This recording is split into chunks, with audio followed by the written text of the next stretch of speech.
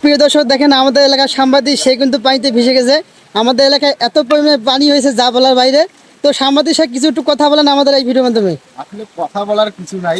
আচ্ছা আচ্ছা। কয়েকদিন থেকে ভারী বৃষ্টিপাত, যার কারণে আমাদের যে এই এলাকার যে ছোট্ট নদীটি রয়েছে এই নদীতে ব্যাপকভাবে পানি বৃদ্ধি পেয়েছে, যার কারণে এই রাস্তাটি এই গোতামারি ইউনিয়নের সঙ্গে নওদাবাস ইউনিয়নের যে যোগাযোগের যে রাস্তাটি, এই রাস্তাটি কিন্তু পানির নিচে তলিয়ে গেছে এবং এখানে ব্যাপক জনদুর্ভোগ। কয়েক হাজার মানুষ এই রাস্তা দিয়ে যে যাতায়াত করে প্রতিনিয়ত। শুধু তাই নয়, এখানে বিভিন্ন ধরনের শিক্ষার্থী রয়েছে, মাদ্রাসার শিক্ষার্থী রয়েছে, তারা এই কলেজ যে যাবে সেটি কিন্তু আসলে চরম বিপদে পড়েছেন।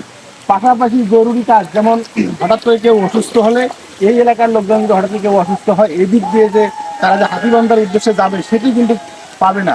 তো আমাদের প্রশাসনের কাছে অনুরোধ, যাতে বিষয়টি একটু উপজেলা প্রশাসন দেখে এবং রাস্তারই যাতে সংস্কার করার একটু ব্যবস্থা করে দেয়। ধন্যবাদ। তো অসংখ্য ধন্যবাদ আপনাকে।